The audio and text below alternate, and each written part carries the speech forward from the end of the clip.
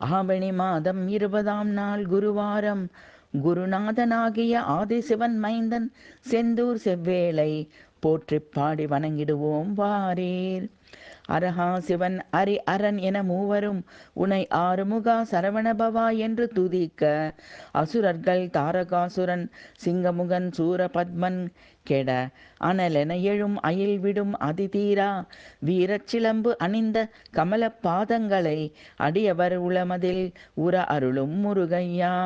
மலைமகள் உமாதேவி தரவர குகனே, என் மனதாகிய குகையில் சதா தங்கி அருளும் சக்திவேலா.